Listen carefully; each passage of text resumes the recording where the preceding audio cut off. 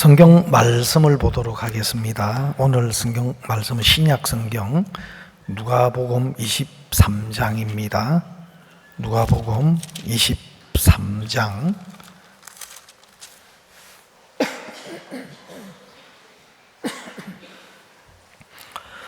23장 39절 말씀부터 보도록 하겠습니다. 23장 39절입니다.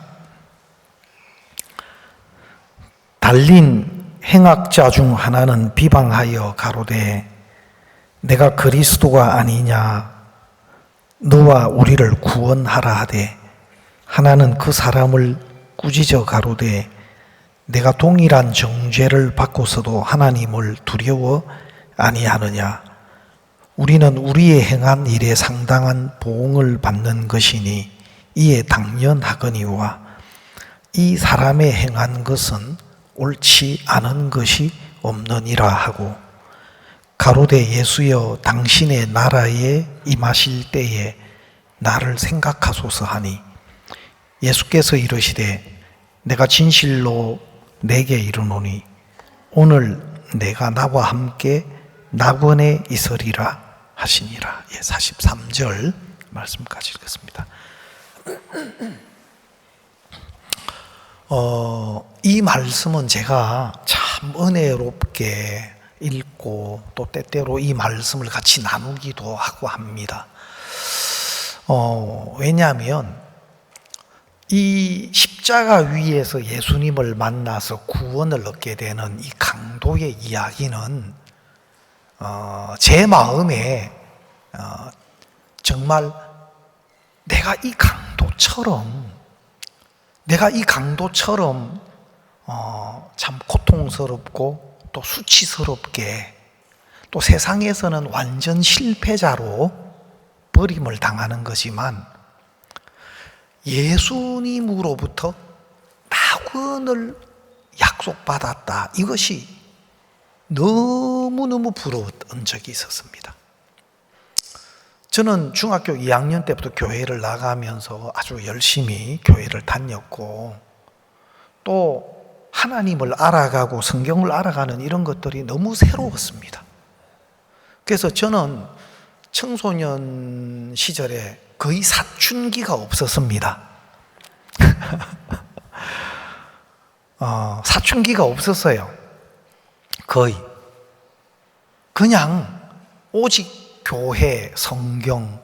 그래서 저는 방학이 되면 보통 3일씩 이렇게 기도원에서 금식 기도원을 기도회를 많이 했고 뭐 새벽 기도라든지 철야 기도라든지 뭐 주위에 교회 여러 교회들이 있어가 부흥 집회 뭐 어떤 교파나 뭐 교단 이런 것과 상관없이 뭐 순복음교회, 성결교회, 뭐 감리교회, 여러 교회 이런 집회에도 참석을 참 많이 했습니다. 그래서 어떻게 보면 학생 때부터 신앙에 그냥 심취해서 열심히 신앙생활을 또 올바른 신앙생활을 해보려고 애를 많이 썼거든요. 제가 고등학교 때는 우리 어머님은 뭐 절에도 조금 나가시기도 하시고 그냥 미신을 이렇게 믿는 그런 분이셨습니다. 그것도 좀 뭐 막연하게 뭐 보름 되면 저를 데리고 저 언덕에 올라가시더니만 달림을 보고 비시더라고요. 그리고 내 머리부터 내 몸을 막 쓰다듬으면서 나쁜 것은 다 가져가고 우리 아들에게 좋은 것만 오라고 그렇게 달림을 보고 하여튼 또 비시기도 하시고 또 제가 아주 어릴 때인데 한 번은 우리 아버님 고향을 제가 갔다 온 적이 있는데 집에 딱 들어와서 우리 아버님이 딱 문을 여시는데 방 안에 이상한 게 있어요. 그 뭔가 보니까 나도 깜짝 놀랐습니다. 어린 나이에 근데 거기에 보통 이런 법당이라고 합니까? 뭐 이런 데 가면 불상을 놓고 이렇게 조그만하게 뭐 단처럼 차려놓은 거예요, 우리 어머님이. 거기서 이제 기도하고 막 그 소원을 빌고, 그게 꼭 뭐 절도 아닌 것이 이게 그 어떤 그 좀 미신처럼 이렇게 보이는데, 지금도 잊혀지지 않습니다만, 우리 아버님이 문을 쫙 여시고 그걸 딱 보시더니만 구두를 신으셨는데, 그대로 구두를 신고 방에 들어가시더니 그것을 발로 막 팍 차가 박살을 내버리시더라고요. 다 부숴버리시더라고요. 우리 아버님은 완전히 무신론자시고 이 종교를 그렇게 싫어하셨어요.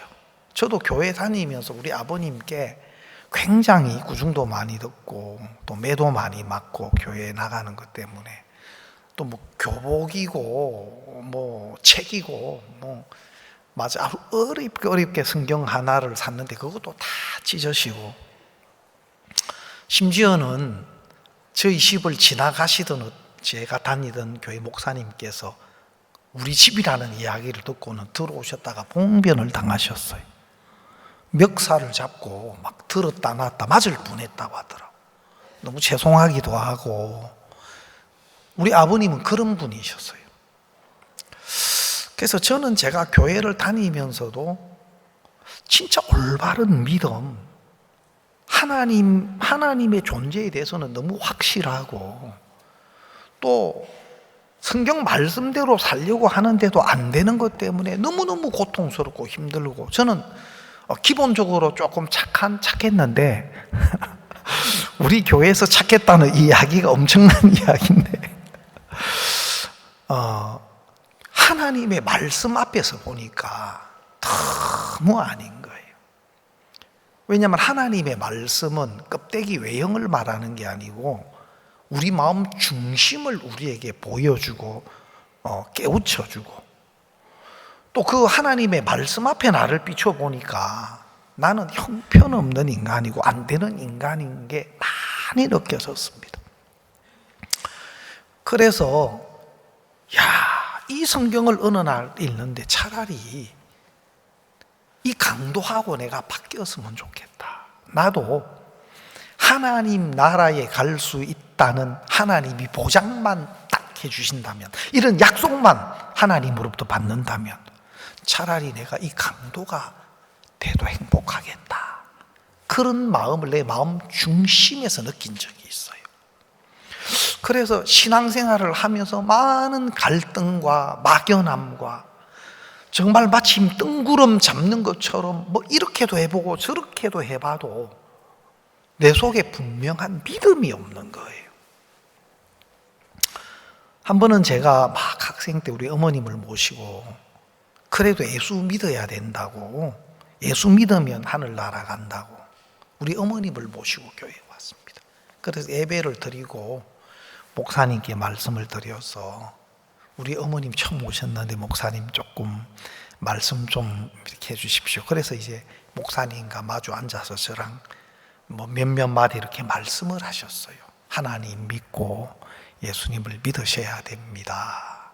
그렇게 이야기하시고 영접 기도를 따라하게 하셨어요. 그 기도의 내용은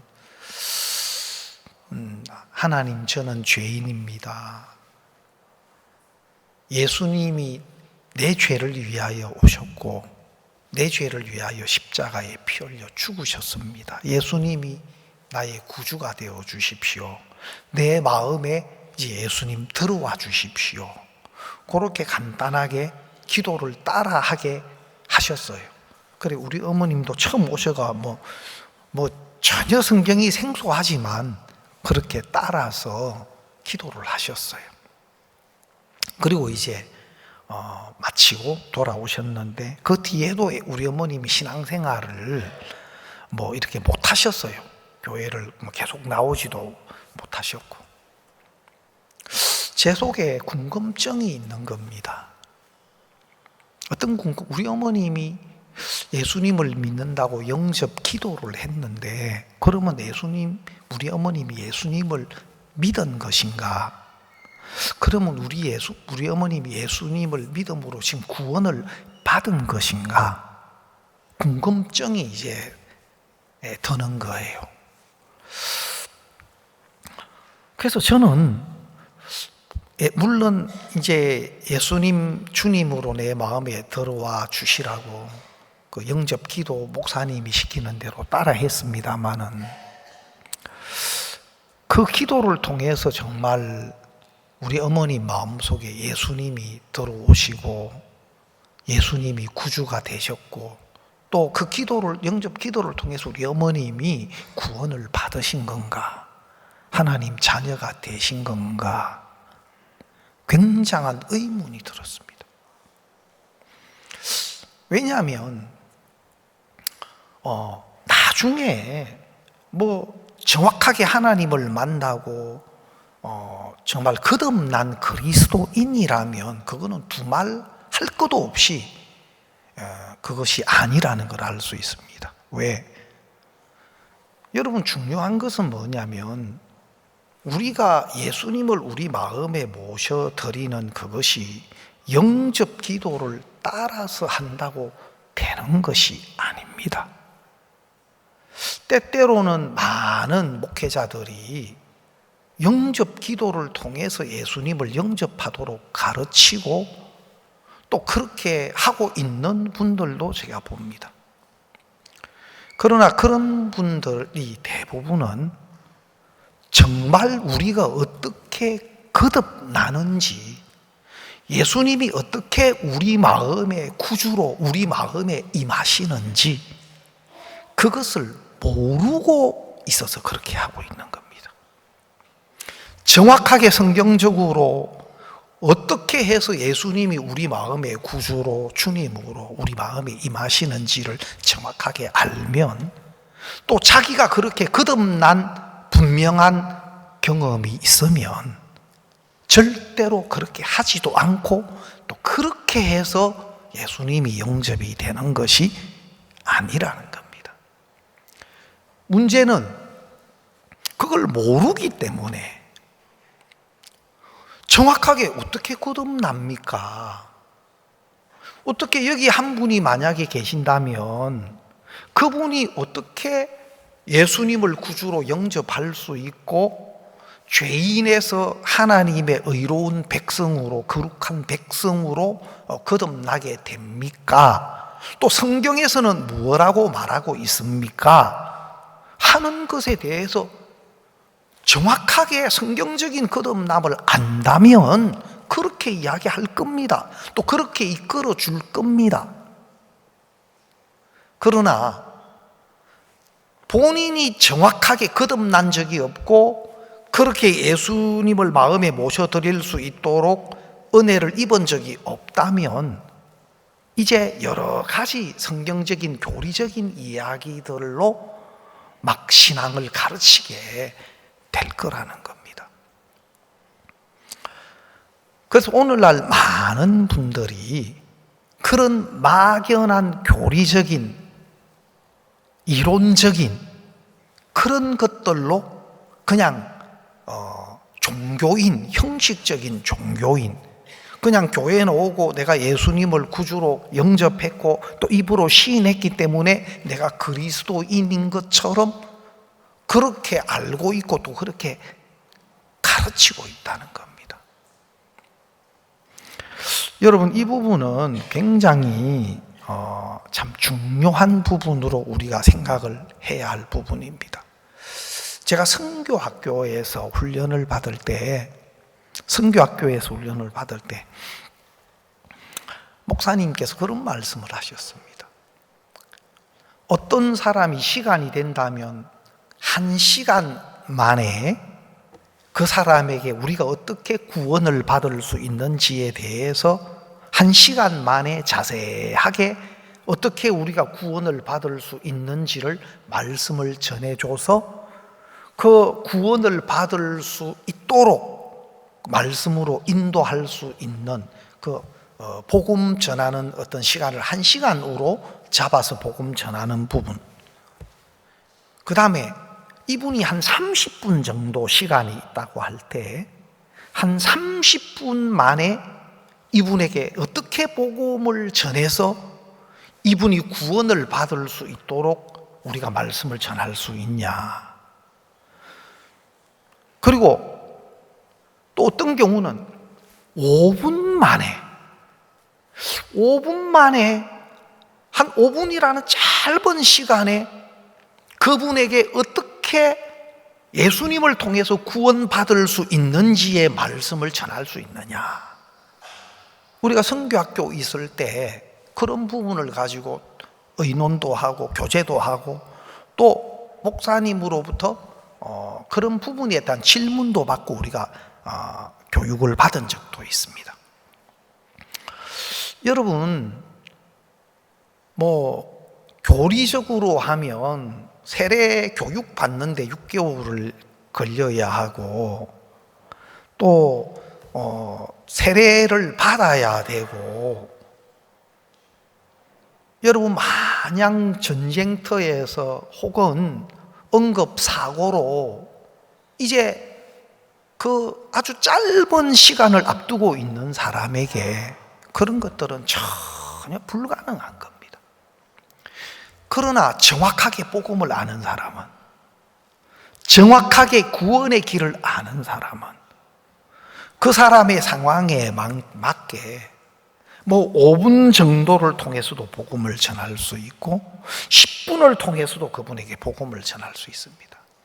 아니면 1시간을 통해서, 또 어떤 경우에는 시간적인 여유가 있는 분들에게는 좀 더 오랜 시간이 필요할 수도 있습니다. 그러나 우리가 구원을 받기 위해서는 정확하게 두 가지가 마음에 돼야 되는데, 그 첫 번째 것이 뭐냐면은 회개입니다. 이 회개는 하나님 보시는 눈으로 자신이 어떠한 자인가 하는 것을 발견하는 겁니다. 하나님이 보시는 눈으로 그가 어떠한 사람인가, 하나님 앞에 그가 어떠한 존재인가, 어떠한 위치인가, 이것이 마음에서 발견되는 것이 굉장히 중요합니다. 왜냐하면 신앙의 세계는 마음에서 이루어지는 세계거든요.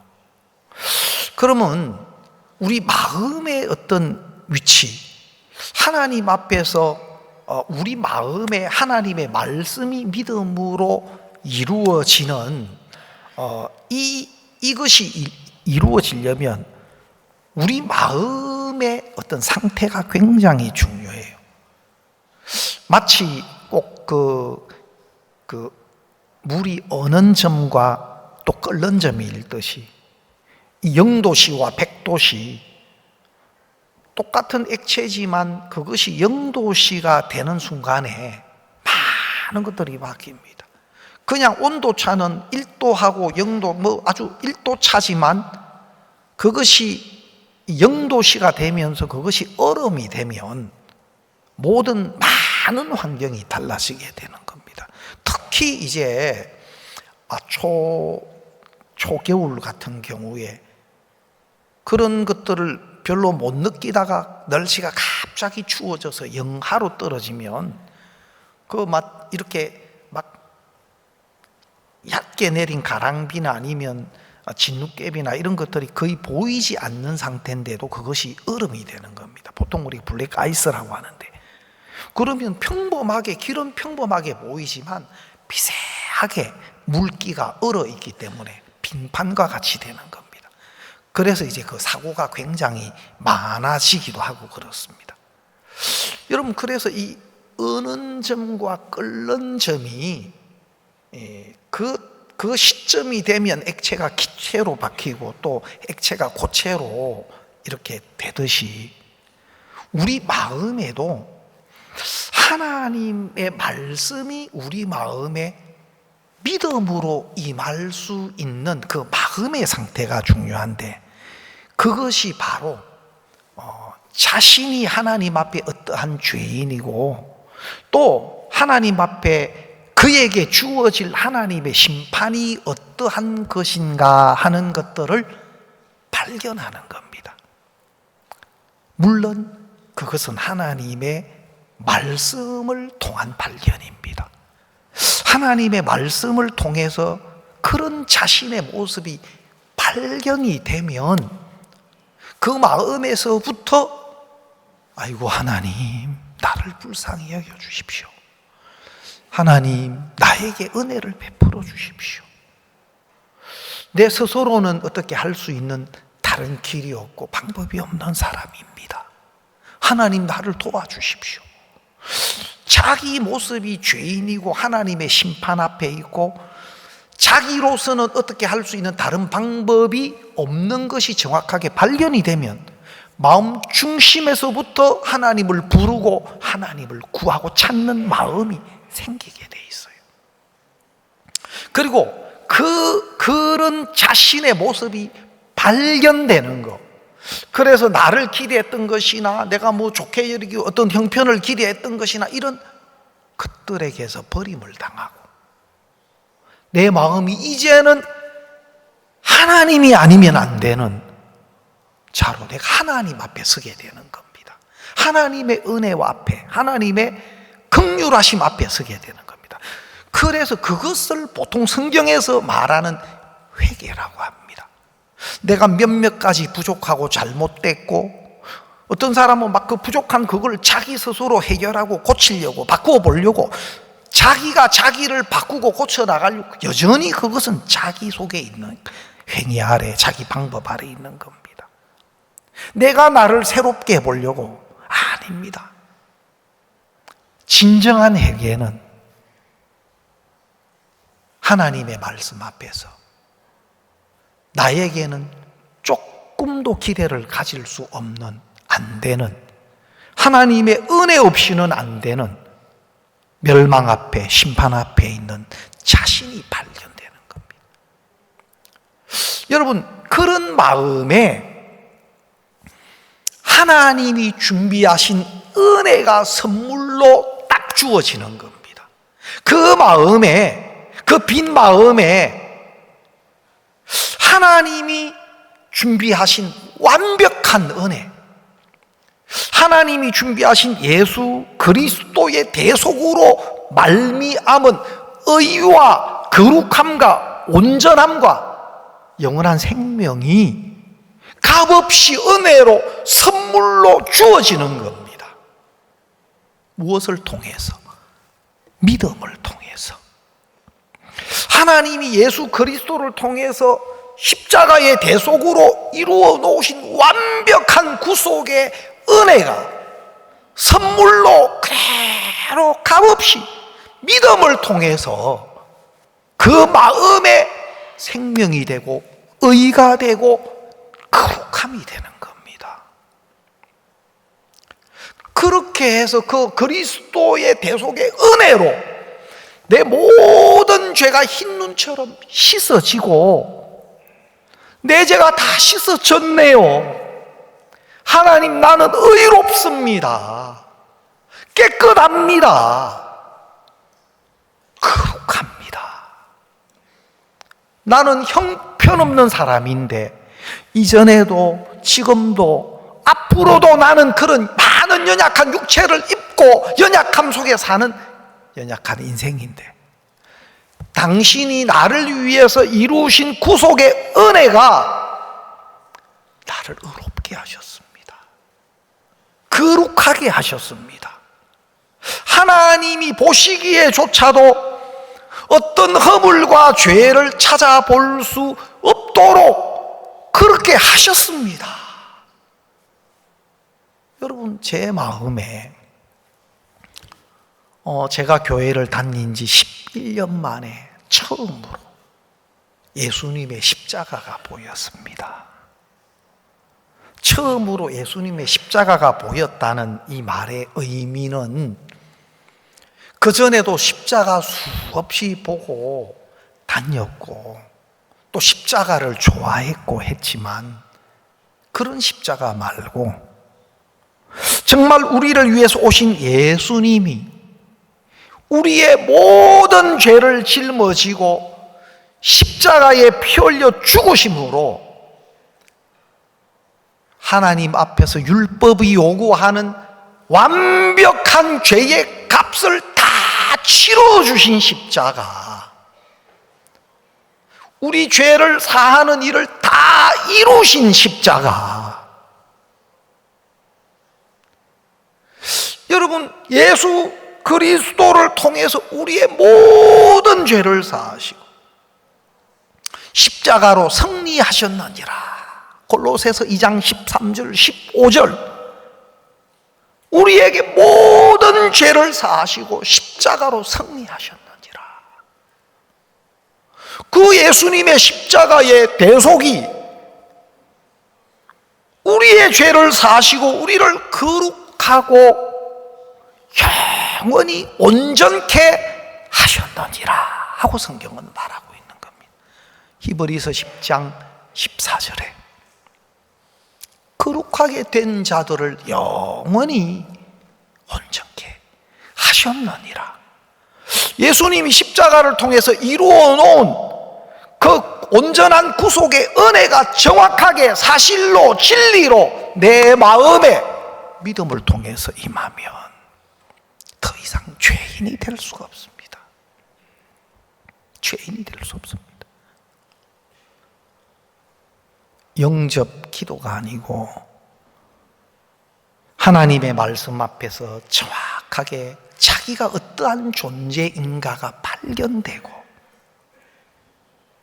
이제는 세상을 등지고 자기를 등지고 이제는 하나님으로부터 오는 은혜와 긍휼 앞에 서서 그로 말미암는 게 아니라 그런 자신을 위해서 하나님이 준비하신 온전한 은혜가, 그리스도의 은혜가 믿음으로 그에게 선물로 주어졌을 때 그 사람은 의롭고 깨끗하고 온전한 사람이 되는 겁니다.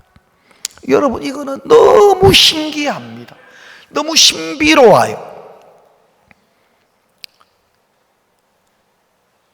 교회를 수십 년 다닌 사람도 정확하게 자신의 모습을 모르면 자기가 잘하려고 하는 것 속에 빠져 있어요. 참 많은 분들이 잘못된 성경의 가르침을 쫓아서 주여 주여 하는 자마다 천국에 다 들어갈 것이 아니요 내 아버지의 뜻대로 행하는 자라이다. 여러분, 아버지의 뜻이 무엇입니까? 하나님 말씀대로 사는 겁니다. 제가 학생 때 그런 말씀을 굉장히 많이 들었어요. 하나님 기뻐하는 건 하나님 말씀대로 사는 거구나. 그렇지 않습니다.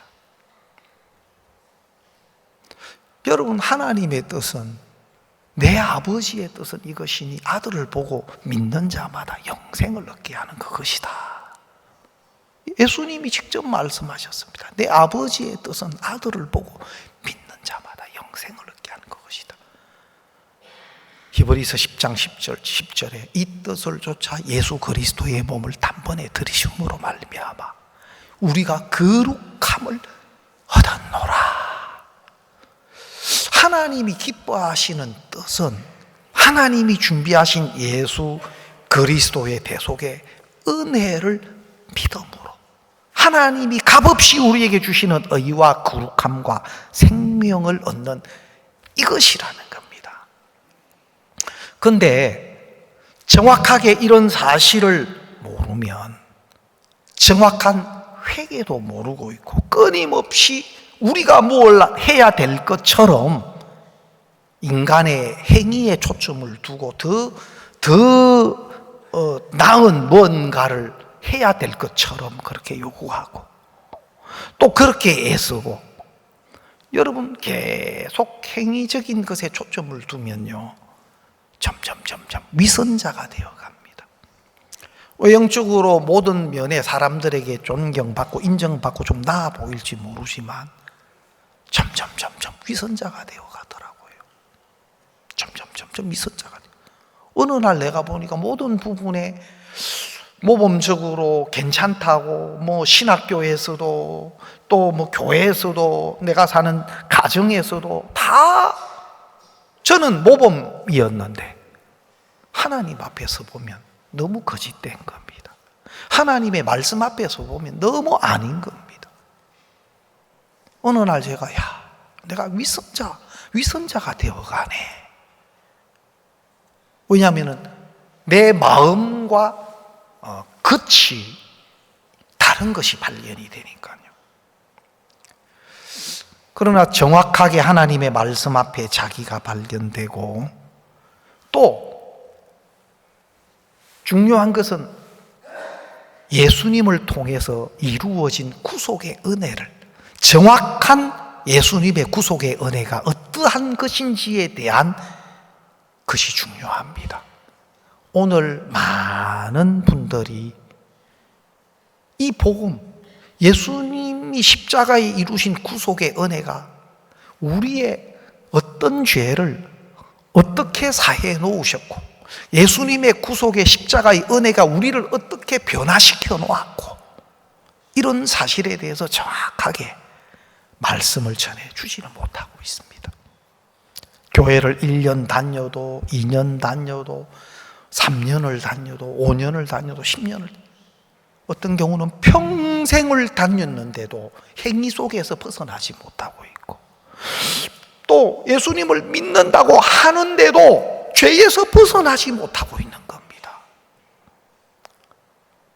수십 년을 교회 다니고 직분도 가지고 봉사도 하면서도 그 마음은 죄에 매여 자책과 정죄 속에, 정말 마음의 중심을 두드려 보면 결국은 믿음이 없고 막연하고. 왜 그렇느냐? 예수님이 이루어 놓으신 정확한 구속의 은혜가 그 마음이 없기 때문에 그런 겁니다. 정확한 믿음이 없는 겁니다. 여러분, 오늘 이 누가복음은 좀 특별한 성경이에요.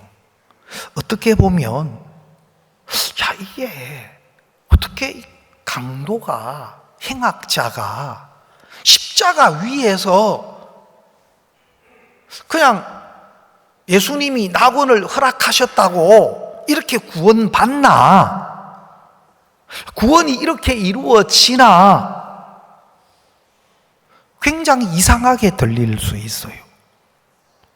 실제 자기와 현실과는 너무 좀 다른 이야기처럼 들릴 수 있어요. 여러분, 요한복음 8장의 간음 현장에서 끌려온 여자에게 예수님이 나도 너를 정죄하지 아니하노니, 아니 죄를 짓고 지금 막 현장에서 붙잡혀 온 여자에게 나도 너를 정죄하지 않는다는 것은 죄가 없다, 죄로 정하지 않는다, 죄가 없다, 무죄다, 그 말입니다. 아니 죄를 짓고 막 붙잡혀 온 여자 보고 너 무죄야, 너 깨끗해, 너 의로워. 도대체 이게 무슨 말씀입니까?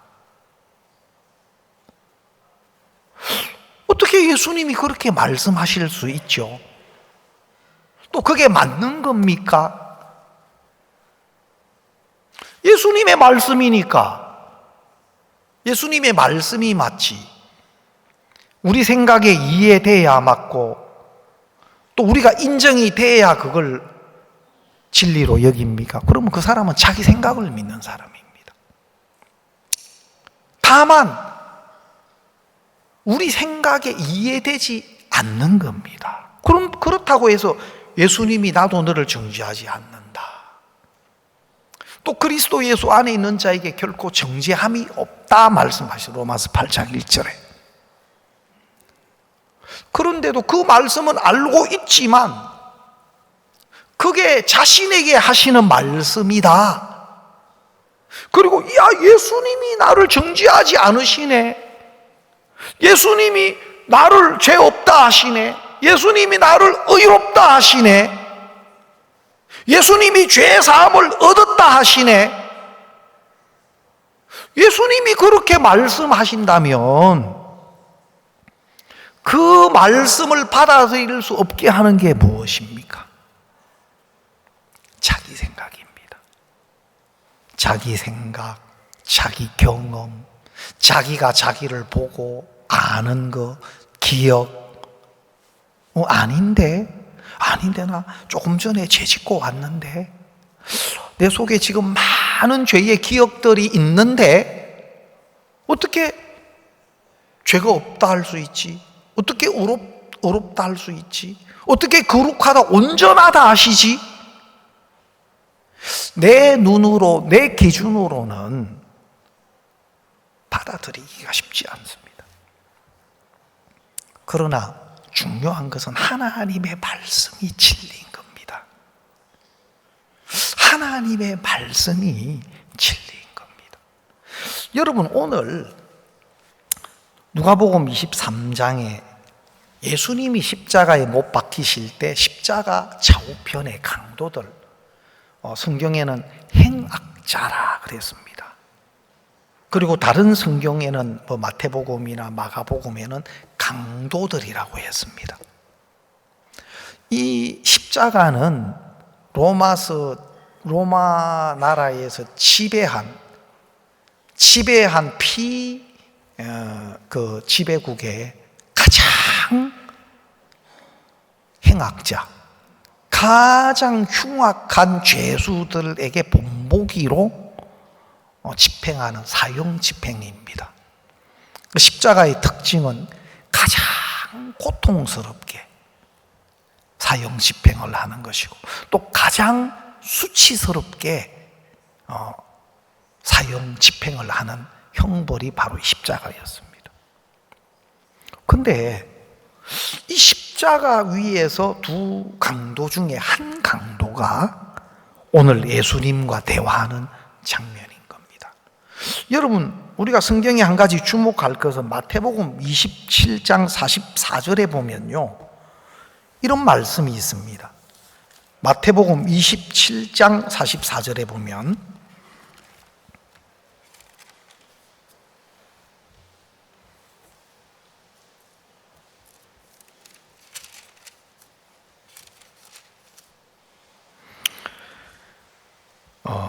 함께 십자가에 못 박힌 강도들도 이와 같이 욕하더라. 이것은 십자가에 같이 못 박힌 예수님 좌우편에 있던 강도들이 예수님을 함께 욕했다. 그 많은 제사장들과 무리들이 막 비방을 했거든요. 네가 만일 하나님 아들이어도 내려와라. 내려오면 내가 믿겠다. 막 조롱하고 멸시하고 그랬단 말입니다. 근데 그럴 때 이 두 강도가 함께 예수님을 욕했다 하고 성경은 이야기하고 있습니다. 그러면 십자가 위에 있는 동안에도 이 강도들은 예수님을 비방하고 희롱하고 욕을 하고 그래 했던 사람인데, 그 중에 한 사람이 누가복음 23장에 보면 달라지는 겁니다. 여러분, 우리가 어떤 이 변화를, 마음의 변화를 오랜 시간이 걸릴 수도 있고, 또 아니면은 굉장히 짧은 시간에 변화되는 변화도 있어요. 마치 우유 살균법에 보면 저온살균, 고온살균 해서 우유도 살균하는 방법이 있습니다. 보통 저온살균 같은 경우는 63도씨에서 65도씨 사이에서 한 30분간을 살균 과정을 거쳐요. 그래서 이 시스템이나 이런 것들이 굉장히 복잡하고, 또 시간이나 과정들도 많이 이렇게 필요한 이런 이제 시스템이 됩니다. 그러나 살균은 하되 그 우유 성질을 그대로 훼손시키지 않는 살균법으로 굉장히 호평을 받아요. 그리고 대부분의 우유는 고온살균이에요. 130도에서 한 150도에서 보통 0.5초에서 한 5초 기간 아주 고온을 통과하면서 아주 빠른 시간에, 그러니까 그 어떤 설치나 어떤 이런 과정들은 굉장히 단순하지만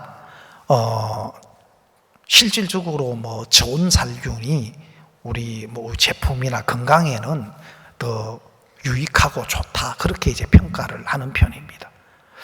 여러분, 순간적으로 어떤 고온을 통과하면서 살균을 하든 아니면 30분이라는 어떤 오랜 시간을 거치면서 살균을 하든 중요한 것은 이제 살균이 되는 겁니다. 여러분, 우리 마음도 그렇습니다. 어떤 부분들은 여러 가지 어려운 과정을 통해서 여러분 38년 된 병자 같은 경우는 좀 저온 살균인 것 같아요. 뭐라고요? 예, 38년 된 병자는 좀 저온 살균인 것 같아요. 막 고생을 꽤 많이 했어. 네. 여러분, 그 사도 바울 같은 경우는 성경의 사도행전 9장에서 다메섹에서 예수님을 만나는데 미친 마음을 품고 그리스도인은 저것들은 이단 중에 이단이다, 저런 벌레 같은 것들을 잡아 죽이는 것이, 제거하는 것이 하나님 섬기는 예다, 그렇게 생각하고 그 제사장들과 그 그리스도를 핍박하고 싫어하고 미워하는 종교 지도자들과 하나가 돼가지고 그 일을 했어요. 근데 다메섹에서 예수님을 만나면서 그가 끄꾸러졌어요. 그가 거짓말이고 사기고 이단이라고 여겼던 그것이, 야, 예수님이 진짜 살아 계신구나, 거짓말이 아니네, 진짜 예수님 그분이 하나님 아들이시네. 이 사도 바울이 다메섹에서 예수님을 만나면서 순식간으로 바뀝니다. 여러분, 우리 마음의 어떤 세계는 사람마다 조금씩 다르고 과정도 다를 수 있지만 중요한 것은 진짜 내가 어떠한 무익한 인간인가, 죄인된 인간인가, 내가 아무것도 할 수 없는 인간인가 하는 그 자신에 대한 발견과 또 예수님을 통해서 이루어진 온전한 구속의 은혜를 발견하고 믿는 믿음, 이 두 가지가 정확하게 되어졌을 때 올바른 구원의 믿음이 내 속에 이루어지는 겁니다. 그 두 가지가 정확하게 내 마음에 이루어졌을 때 좀 시간이 많이 걸렸던 아니면 적게 걸렸던, 그 시간이 짧던, 그것이 정확하게 발견되고 그것이 믿음으로 만나졌을 때 예수님의 대속이 영원히 나를 의롭게 하셨구나, 십자가에 흘리신 예수 그리스도의 피가 나를 깨끗게 하셨구나, 거룩하게 하셨구나, 그래서 하나님이 나를 의롭다 하시는구나, 그래서 하나님이 나를 온전하다 하시는구나, 그것이 내 마음의 믿음으로 임하면 모든 죄에서 그가 해방을 받습니다. 내 모든 허물과 연약함과 나의 모든 죄가 십자가에서 그리스도께서 이루신 구속의 은혜가 발견될 때 다 벗어지는 겁니다. 저는 제가 복음을 처음 만났을 때 바로 십자가를 처음 봤다는 것은, 여러분, 예수님이 내 모든 죄를 다 씻으신 십자가, 영원히 나를 의롭고 거룩하고 온전케 하신 십자가, 그 십자가가 정확하게 발견되고 내 마음에 믿음이 되었을 때 내가 나를 봐도 더 이상 죄를 찾아볼 수가 없는 겁니다. 아무리 나를 둘러봐도 내가 죄인이 아니네, 예수님의 피가 나를 의롭게 하셨네, 예수님의 십자가의 대속이 나를 거룩하고 온전케 하셨네, 아, 결코 정죄함이 없네, 맞네. 예수님이 이루신 십자가의 대속의 은혜를 쭉 듣는 동안에 이사야서에 말씀하신 것처럼 내가 내 허물을 빽빽한 구름에 사라짐같이 내 죄를 안개에 사라짐같이 도말하였으니. 야, 이게 바로 그 말씀이구나. 예수님이 십자가를 통해서 내 빽빽한 구름과 같은 내 허물을, 내 죄를 안개에 사라짐같이 도말하였으니 너는 내게로 돌아오라. 내가 너를 구속하였어. 야, 하나님은 다 해놓고 와서 봐라. 내가 해놓은 거 좀 봐라. 내가 너를 위해서 해놓은 걸 봐라. 다 해놨지 않느냐? 내가 다 해놓은 걸 보고 믿어라. 네가 뭘 할 게 아니다. 제가 처음 예수님이 십자가에서 어떻게 우리 죄를 다 씻어놓고, 그래서 영원한 구원의 권원이 되시고 우리를 거룩하고 영원히 온전케 하셨다는 그 말씀, 히브리서 10장 14절의 말씀이 딱 발견되는 순간 더 이상 내가 죄인이 될 수가 없는 겁니다. 얼마나 기쁘고 감사하고 행복했는지. 오늘 이 십자가의 강도, 처음에는 같이 희닥거리고 그렇게 행악을 행하고 강도로 살고 많은 사람을 또 피해를 주고 죽이기도 하고, 그 모든 사람에게 저 사람들은 없어져야 된다, 세상과 격리돼 버림을 당하고 죽어가는 그 마당에서도 희롱하고 같이 예수님을 욕했던 사람들이, 근데 한 강도가 십자가 위에서 달라지는 겁니다. 여러분, 여기에 자세하게 어떤 이유에서 자세하게 뭐 내용을 이야기한 건 아니지만 이 강도가 달라진 것은 분명해요. 우리 한번 보겠습니다. 39절. 달린 행악자 중 하나는 비방하여 가로되 내가 그리스도가 아니냐, 너와 우리를 구원하라 하되, 하나는 여전히 그렇게 비방하고 있고, 근데 한 사람이, 하나는 그 사람을 꾸짖어 가로되 내가 동일한 정죄를 받고서도 하나님을 두려워 아니하느냐. 네가 동일한 정죄를 받고서도 하나님을 두려워 아니하느냐. 우리는 우리의 행한 일에 상당한 보응을 받는 것이니 이에 당연하거니와 이 사람의 행한 것은 옳지 않는 것이 없느니라. 야, 네가 하나님을 동일한 정죄, 우리가 한 짓으로 이렇게 형벌을 받고 죽어가면서도 네가 하나님을 두려워 아니하느냐. 여러분, 이 강도는 하나님에 대한 두려움이 있는 겁니다. 동일한 정죄를 받고서도 하나님을 두려워 아니하느냐. 우리는 우리의 행한 일에 상당한 보응을 받는 것이 이에 당연.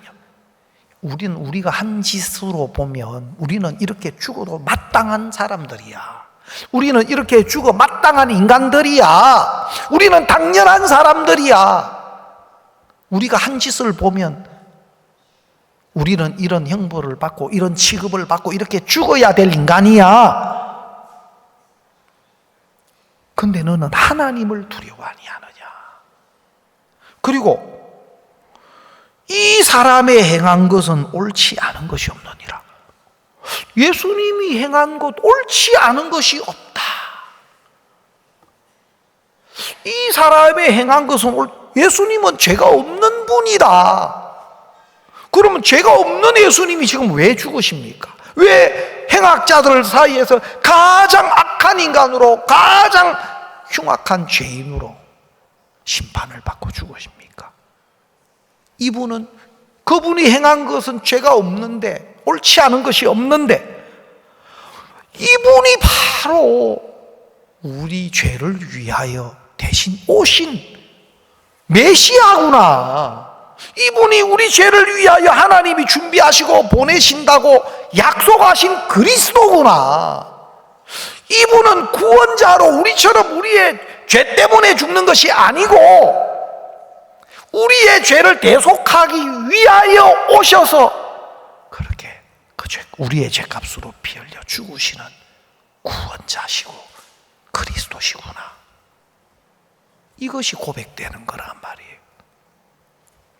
그리고 30절에 보면 아닙니다. 42절에 보면 가로되 예수여 당신의 나라에 임하실 때에 나를 생각하소서. 당신의 나라에 임하실 때 나를 생각하소서. 여러분, 당신의 나라에 임하실 때, 여러분 만약에 여러분에게 한 가지 소원을 들어준다면 여러분은 뭘 이야기하고 싶어요? 너무 생각을 안 해보시다가 갑자기 한 가지 소원을 딱 들어준다면, 만약에 이 십자가에 지금 고통 속에 죽어가고 있는 강도에게 한 가지 소원을 말하라고 한다면 이 강도들은 뭘 이야기하겠습니까? 제발 이 고통받는 이 위치에서 한 번만 더 기회를 주세요. 나 바르게 살겠습니다. 십자가에서 한번 내려주고 기회를 주시면 갱생의 길을 걷겠습니다. 진짜 사회를 위해서 남은 생애를 살겠습니다. 뭐 그렇게 이야기, 그 고통을 덜어달라고 하든지 새로운 삶의 기회를 달라 하든지. 그런데 이 한쪽 변 십자가의 강도는 당신의 나라에 임하실 때 나를 생각해달라. 지금 이 고통에서 건져 주십시오. 이 세상에서 한번 새로운 삶을 살게 해 주십시오. 그게 아니고 죽음 뒤에 하나님 앞에 설 것에 대한 두려움이 있는 겁니다. 죽음 뒤에 지금 이 육신의 고통 말고 이거 넘어서 죽음 뒤에 하나님 앞에 서게 될 것에 대한 심판의 두려움이 있는 겁니다. 당신의 나라에 임하실 때 나를 생각해달라고. 육신의 형편이나 세상적인 어떤 것을 구하는 게 아니고 그에게 닥쳐질 그 영혼이 영원한 불못의 심판, 영원한 저주와 형벌 앞에 서게 될 그것에 대한 두려움이 있는 겁니다. 자기 영혼의 문제를 두고 하나님 앞에 은혜를 구하는 겁니다. 예수님 앞에 은혜를 구하는 겁니다. 당신의 나라에 임하실 때 나를 왜? 이 강도의 마음에는 다른 어떤 것보다도 자신의 영적인 부분이 발견이 된 겁니다. 내가 영원한 심판 앞에, 멸망 앞에 있구나. 이렇게 육신이 수치와 고통 속에서 죽는 이것이 끝이 아니고,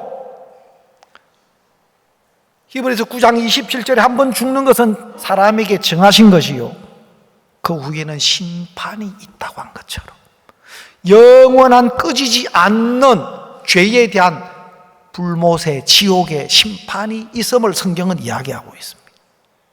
이 강도 마음에 자기의 모습이 발견된 겁니다. 그리고 당신의 나라에 임하실 때 나를 생각해 주십시오. 옆에 계시던 예수님이 이 강도의 이야기를 들을 때 얼마나 기뻤겠습니까? 얼마나 기뻤겠습니까? 저도 복음 전도자로 많은 분들을 만나는데 여러 종류의 모양의 분들이 계셔요. 뭐 이런 분도 저런 분도 있고 막 자기 뭐 신앙을 이야기하고 막 주장하는 이런 분들도 계신데, 제일 반가운 분이 잘 방법이 없고 길을 몰라서 어떻게 해야 될 줄을 모르겠습니다. 나는 확신도 없고 또 죄도 있고 막연합니다. 내가 올바른 믿음이 없습니다. 여러분, 자기가 부족함을 알고 또 자기가 믿음이 아닌 걸 알고 또 자기 속에 죄 때문에 하나님의 심판을 받게 될 걸 알고 은혜를 입고자 하는 그 마음으로 다 어떻게 구원을 받을 수 있는지 은혜를 입고자 하는 그런 마음을 만나면요, 전도자는 막 와, 신받다라 너무 반갑고, 아이고 그렇습니까? 잘 만났습니다. 그래가 복음을 자세하게 전해주면 그분이 구원을 받고는 막 너무 좋아하고 기뻐하고 감사해하고. 여러분, 십자가의 한쪽 편에 있던 강도가 마음이 달라져서 자기를 발견하고 전에 갖지 못한 마음, 전에 그가 할 수 없는 말을 지금 하고 있잖아요. 그리고 자기 영혼의 문제를 두고 예수님 앞에 은혜를 구하지 않습니까? 아마 예수님이 십자가에 못 박혀 막 그 고통 중에 그 강도의 이야기를 들었을 때 너무너무 기뻐하셨을 것 같아요. 너무 좋으셨을 것 같아요. 왜? 바로 그 강도를 위해서 죽으시는 예수님이시기 때문에. 그를 위한 죽음인데 그가 예수님의 은혜를 입고자 하시는 거예요. 예수님이 바로 오늘 내가 나와 함께 낙원에 있으리라. 여러분, 두말할 것도 없습니다. 오늘 네가 나와 함께 낙원에 있으리라. 그 말씀은 그대로 그 강도에게 영원히 변치 않는 약속이 되고, 그 예수님의 말씀은 그에게 생명이 되고 믿음이 되는 겁니다. 여러분, 단순한 것처럼 보이죠. 때때로 마음의 세계, 믿음의 세계를 모르는 사람은요, 이런 마음의 세계, 믿음의 세계를 모르면 몇 마디 하면서 구원받았다 하고 죄가 없다 하고, 그럼 저것들이 지금 무슨 소리를 하노? 죄가 없어? 이해가 안 가는 겁니다. 마음의 세계를 모르면 마음속에 일어나는 변화나 그 마음이 어떻게 변해지고 또 하나님의 말씀을 통해서 어떤 믿음으로 그 마음이 바뀌고 이런 것들을 잘 몰라요. 마음의 세계를 모르고. 이 한쪽 편 강도의 이야기가 바로 나의 이야기고 한 사람 한 사람의 이야기인 거예요. 간음 현장에 잡힌 여자, 여러분, 십자가 위에서 은혜를 입은 이 강도, 다 우리 한 사람 한 사람에게 찾아오셔서 은혜를 베푸시고 또 그리스도의 은혜로 죄사함을 받고 구원을 받는 그리스도인의 모습을 우리에게 보여주고 있는 겁니다. 많은 성경적인 이론, 지식, 교리적인 거, 성경 잘 외우고 해도 마음에 자기를 본 적이 없고, 예수님이 십자가를 통해서 이루신 완벽한 구속의 은혜가 사실로 믿음으로 그 마음의 진리로 생명으로 임한 적이 없는 사람들은 평생 죄에서 벗어나지 못해요. 어떤 성경 구절을 인용하고 논리적으로 교리적으로 이야기를 해도 그 마음은 죄에서 매여 있게 됩니다. 여전히 죄 아래, 그리고 행위 아래. 너무너무 안타깝습니다. 우리가 복음을 만난 사람으로서, 또 복음을 가진 사람으로서 정말 한 사람 한 사람이 우리가 전하는 이 복음을 통해서 구속함을 입는다, 변화를 입는다, 기적과 같은 일입니다. 때때로는 어떤 분들은 구원을 받았다는데 제가 잘 믿겨지지가 않아요. 본인은 구원받았다는데 제가 왜? 진짜 저 복음이 진짜 마음의 믿음이 되셨는가 싶을 때가, 그 중에 한 분도 우리 아버님이세요. 우리 아버님요, 멱살을 잡고 목사를 다 목사와 그 스님들, 스님들이라고도 않게요. 목사와 중놈들은 다 도둑놈들이야. 우리 아버님 그래 여기시는 거예요. 심지어 제가 막 개척을 해서 수성교회 개척을 했을 때 우리 아버님 제가 한번 뵀는데 저에게 그러시더라고. 야, 잠깐 이리 오너라. 그래, 아버지 왜 그러십니까? 너 신도들 등쳐먹고 사기치는 일 그만하고 나하고 같이 살자 하시더라고요. 깜짝 놀랐어요. 아무리 우리 아버님이 어떻고 그래도 아들이 전도사인데, 야, 전도사인 아들에게 그렇게 말씀하실 줄 몰랐어요. 그때 이제 제가 막 개척하고 수성교회 굉장히 어려울 때인데, 그때 이제 그 아버님 생신인가 그래서 한번 뵈러, 그리고 우리 아버님은 4대 독자시고 내가 5대 장남이에요. 그러니까 친척이 없어요, 주변에. 그리고 결혼하고 우리 집 사람을 얼마나 이뻐하시는지. 며느리가 그냥 매운탕 끓여가지고 그 동네, 온 동네 그 어르신들 막 모아놓고 술 한잔하고, 이게 우리 아버님 낙이에요.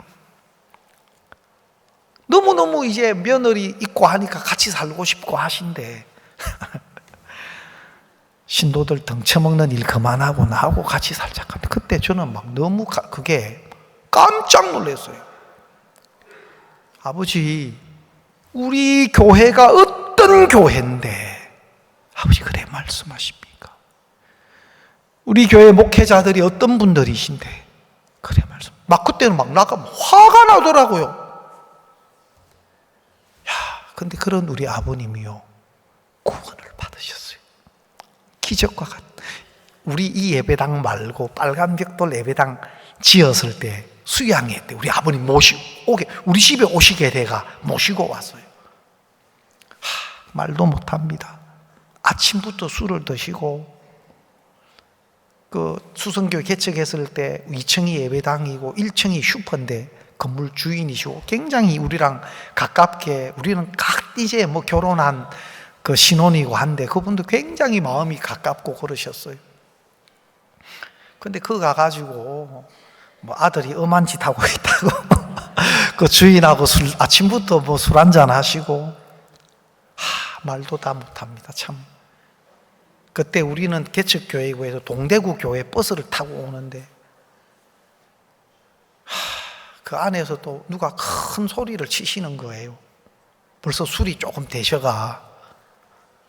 그 새로운 분들도 초청하고 형제 자매들 수양해 가는 버스인데, 거기에서 하나님이 어디 있다고 하나님이 가시는데 내가 앞에 앉아가 못 들은 척하고 그래가 수양이 오셔가지고 며칠 계시다가 안 보이시더라고. 참.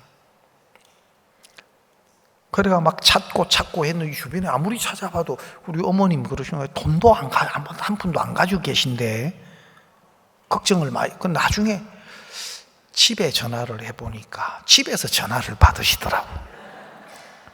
그때는 휴대전화도 없었을 때고, 나 먼저 왔다 하시더라고. 그 돈도 하나도 없이 그냥 나가셨다는데, 그래 알고 보니까 건반지를 팔아가지고 요 옆에 여관에 하루 주무시고 그리고 그 이후에 솔밭에 오셔가지고 구원을 받으셨어요. 참 지금 생각해 보면 기적과 같은 일입니다. 수양회 마치고 오셔가 우리 제일 막내 여동생에게, 나이 차이가 좀 나는 너뚱이 여동생이 있는데, 희야, 아버지 구원받았다. 나하고 같이 교회 가자. 우리 어머님 옆에서 그 소리 듣고 깜짝 놀라셨어요. 세상에 우리 아버님 입에서 그 소리가 나온다는 건 기적이에요. 그리고 실제로 또 교회도 가셨어요. 교회가 없어서 뭐 교회 생활을 잘 하시지 못했지만 지금 생각해 보면 정말 기적과 같은 일이고, 하나님이 먼저 우리에게 이 은혜를 베푸신 것이 너무 감사하고, 또 우리가 복음안에 있는 동안에 내 주위에 한 분 한 분이 이 은혜 안에, 그리스도께서 베푸신 이 은혜 안에 들어와서 함께 참 주님을 섬기고 또 함께 하나님 앞에 설 수 있는 이런 은혜를 입는 모습을 보면 너무 감사하게 생각이 됩니다. 우리가 정말 다른 어떤 것보다도 남은 우리 가족들, 주변의 이웃들, 한 분 한 분 정말 그리스도의 은혜 안에서 그분들이 하나님 앞에 설 수 있었으면 좋겠고, 또 이어지는 우리 지역의 집회 속에서 그분들이 계속해서 좀 교제가 될 수 있도록 여러분이 함께 해주시면 고맙겠습니다. 예, 오늘 좀 잠깐 오늘 말씀을 두고 묵상하면서 기도하는 시간을 잠깐 갖도록 하겠습니다.